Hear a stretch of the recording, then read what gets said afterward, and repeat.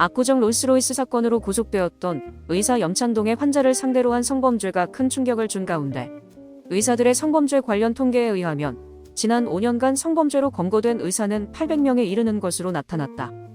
2024년 1월 경찰청에 따르면 2018년부터 5년간 성범죄로 검거된 의사는 793명으로 파악되었고 연평균으로 따지면 159명으로 이틀에 한 번씩 검거된 셈이며 범죄 유형별로는 강간강제추행이 80%를 넘었고 카메라 등 불법 촬영 등이 뒤를 이었다.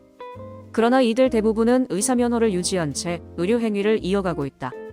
이는 2023년 11월이 되어서야 모든 범죄에 대해 의사면허를 취소하는 것으로 의료법이 개정되었기 때문인데 지난해 서울 아산병원 호흡기내과 교수는 전공의와 간호사 등 10여 명을 상습 성추행한 혐의가 드러났음에도 5개월의 정직 처분을 받고 지난 9월 복직하였고 대한의사협회 홍보위원장 주수호는 음주운전으로 사망사고를 내었음에도 이 같은 사실을 숨긴 채 의사협회 회장 선거에 출마했다가 개망신을 당해야 했다. 이미 음주운전으로 벌금형 전과가 있었던 주수호 위원장은 만취 상태에서 승용차를 몰다가 오토바이를 추돌해 50대 가장을 사망에 이르게 하였으나 대형 로펌 변호사 3명을 선임하며 집행유예를 선고받아 옥살이를 면할 수 있었다. 이후 2023년 11월 개정된 의료법에 대해 모든 범죄로 의사면허를 취소하는 것은 과잉처벌에 해당하는 위헌이라며 공개적으로 의료법 개정을 반대했던 인물이 바로 주수호 위원장이었다. 의사 성범죄의 하이라이트는 압구정 롤스로이스 사건의 중심에 있는 의사 염찬동이다. 앞서 검찰로부터 징역 20년을 구형받은 염찬동은 6월 13일에 열린 선고 공판에서 징역 17년을 선고받자 울음을 터뜨렸고 재판에서 언급된 그의 범죄 행위는 입에 담기 힘들 정도로 추잡했다.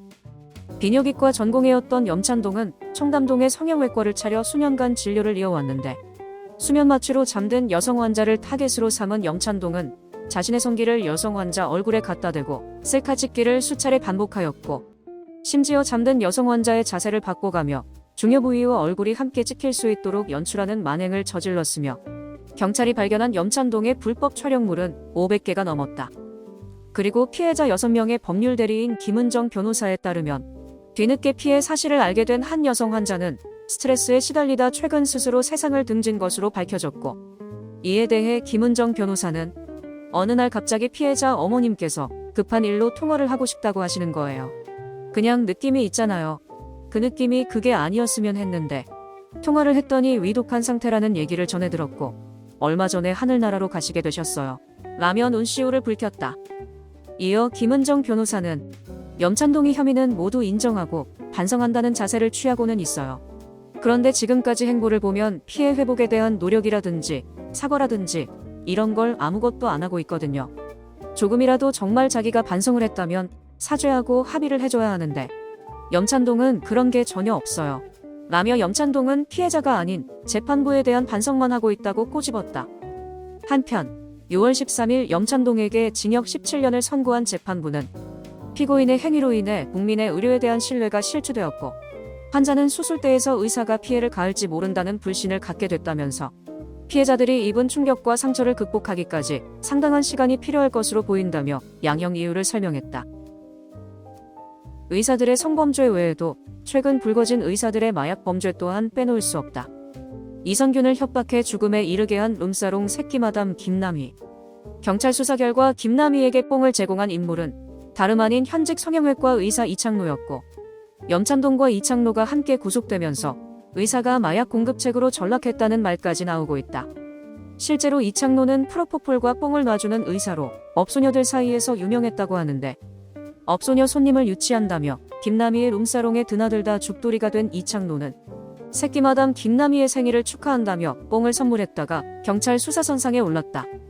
그리고 이창노가 뽕을 처방한다는 첩보를 입수한 JTBC는 이창노의 병원에서 뽕을 맞았다는 한 업소녀의 사연을 전하기도 했는데 방송에서 업소녀는 프로포폴 2번 맞고 깰 때쯤인데 또 뽕을 맞으라는 거예요. 그러면 쾌락이 대단하다나? 그래서 한번 맞아봤어요. 라며 이창노는 환자에게 뽕투약을 종용했다고 고백했다. 이어 업소녀는 이창노가 그랬어요. 병원에서 프로포폴 연속해서 놔주고 뽕까지 놔주는 의사.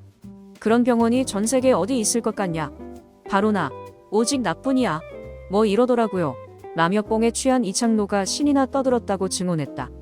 한편 이창노의 재판은 김남희의 요청으로 비공개로 진행되고 있는 가운데 1차 공판에서 이창노는 김남희에게 뽕을 주지 않았다고 부인하였으나 2차 공판에선 태도를 바꿔 공소 사실을 인정한다면서도 김남희가 공적을 쌓기 위해 이선균 씨에게 뽕을 줬다고 진술한 것으로 보인다며 선처를 노린 김남희가 수사기관의 요구에 따라 거짓 진술을 했다고 주장했다. 의사 중엔 호러 영화에 버금가는 범죄를 저지른 자도 있다. 서울대를 나와 청담동에서 성형외과를 운영하던 빈철호는 재혼한 아내를 1년 만에 독살했다. 더욱 기가 차는 건 빈철호이 약물로 사람을 숨지게 한 게 아내가 세 번째라는 사실인데, 만약 법원이 일찌감치 빈철호를 엄벌해 의사 면허를 박탈했다면 이러한 비극은 없었을지도 모른다. 빈철호의 첫 번째 사망사고는 2010년에 일어났다. 이때는 얼굴주름을 펴는 리프팅 수술을 하던 중 수면 유도제와 마취제를 과다 투여해 환자가 숨졌고, 이 일로 경제적인 어려움을 겪던 빈철호는 병원 문을 닫고 부인과 이혼했다. 두 번째 사망사고는 2015년 페이닥터로 생활하던 중 일어났다. 이번엔 처진 눈을 올리는 안검하수 교정술을 하다가 또다시 수면 유도제를 과다 투여해 환자를 숨지게 만들었고, 이 일로 업무상 과실치사죄가 적용된 빈철호는 고작 1,000만 원의 벌금형에 처해졌으며, 앞선 사망사고도 벌금형에 그쳤던 탓에 빈철호의 의사면허는 그대로 유지될 수 있었다. 이후 재기를 꿈꾸던 빈철호는 결혼정보업체를 통해 만난 김 씨와 재혼했다. 그리고 당진에서 부자로 알려졌던 김 씨는 빈철호에게 충남 당진에는 성형외과가 별로 없다. 당신은 서울대 의대 출신이니 지방에서 개업을 하자. 빚도 갚아주겠다. 라고 제안했다고 하는데, 웬 떡이냐 싶었던 빈철호는 당진에서 성형외과를 열었지만 재혼 생활은 순탄치 않았다. 가사분담 문제, 고부 갈등, 전처 양육비 문제 등 불화의 원인은 차고 넘쳤고, 결국 빈철호는 둘째 부인 김 씨를 죽이고 그녀의 재산을 차지하기로 결심하게 된다.